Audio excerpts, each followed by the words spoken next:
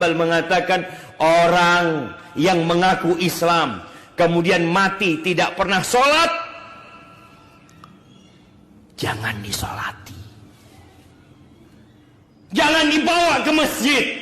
Dia hidup gak pernah ke masjid, mati kok bawa ke masjid. Bayangin ya, kalau orang ini gak sholat kemudian kau bawa dia ke masjid, ayo ke masjid, marah dia. Kok mati kau bawa ke masjid? Loh, mumpung dia mati, nggak bisa berontak dia. Dalam mazhab Imam Ahmad, nggak perlu disolatin,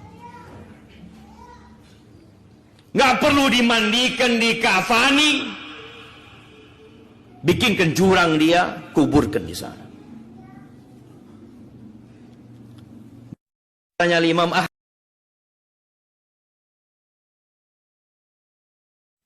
Terkait hukum meninggalkan sholat secara totaliti, 5 waktu total. Terjadi keselangan pendapat di kalangan ulama. Sebagian ulama mengatakan dia fasik, belum kafir. Tetapi sebagian ulama yang berpendapat dia belum kafir, sebagian mereka berpendapat dia harus dipenjara dan tidak boleh dikeluarkan dari penjara sampai dia bertobat dan mau sholat. Seperti pendapatnya Imam Syafi'i. Orang yang nggak sholat ditangkap di penjara, nggak boleh dikeluarkan dari penjara sampai dia bertobat dan mau sholat. Itu madhab Syafi'i loh. Sebagian ulama yang lainnya, bahkan sebagian ulama menjadikan ini kesepakatan para sahabat Nabi SAW dan para tabi'in, bahwa orang yang meninggalkan sholat secara totaliti dia kafir murtad, pernikahannya batal, sembelihannya tidak sah dan tidak boleh dikuburkan di pemakaman kaum muslimin. Di antara ulama dahulu yang berpendapat dengan pendapat ini adalah salah satu dari 4 imam mazhab. Bukan pendapat baru 10 tahun belakangan ini ya. Pendapatnya Imam Ahmad. Dikuatkan pula oleh banyak ulama. Di antaranya oleh Al-Imam Ibnu Abdul Bar dalam kitabnya Al-Istidhkar.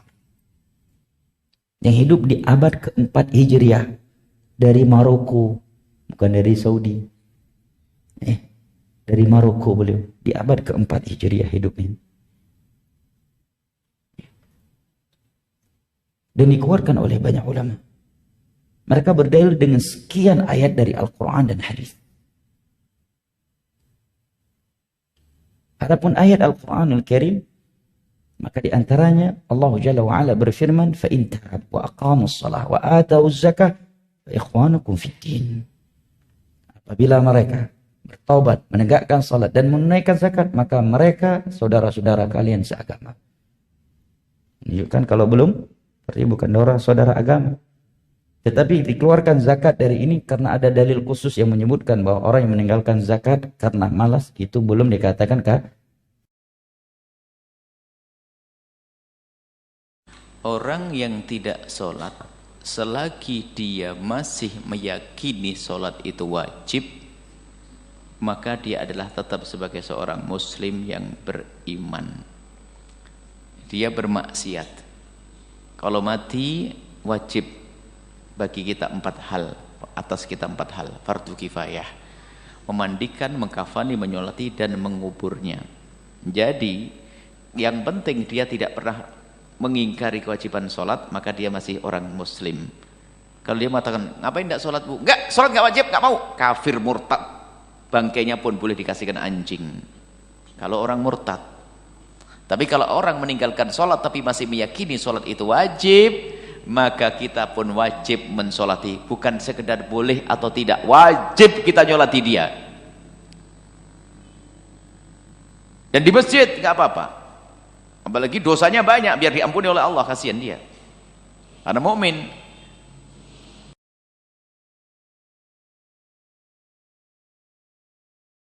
Ada hadis Nabi SAW yang mengatakan bahwa faman tarakaha faqad kafar. Al-ahdul ladzi bainana wa bainahum as-shalah.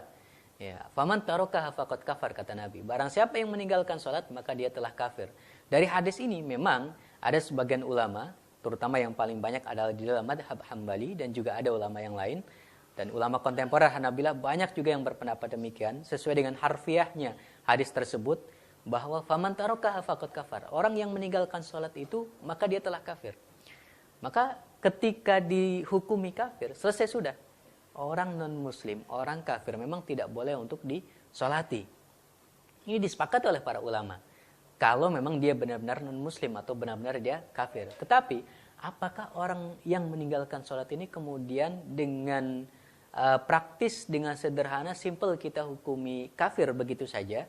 Ternyata tidak sesederhana itu. Walaupun sebagian ulama di dalam mazhab Hambali dan banyak ulama kontemporernya mengatakan kafir, tetapi mayoritas ulama dari 4 mazhab yang ada, rata-rata bahkan termasuk ulama mazhab Hambali seperti Al-Imam Ibnu Qudamah sendiri mengatakan tidak dihukumi kafir orang yang meninggalkan sholat asal dia masih meyakini di dalam hatinya bahwa sholat itu memang kewajibannya.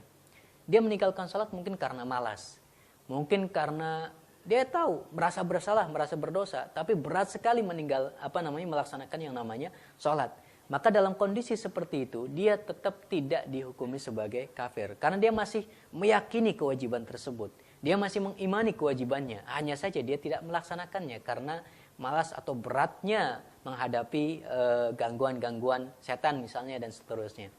Maka untuk yang masih meyakini seperti ini, tidak mengingkari kewajibannya, tidak dihukumi kafir. Al-Imam Ibnu Qudamah yang bermadhab Hambali memfatwakan demikian, berbeda dengan banyak ulama Hambali yang lain.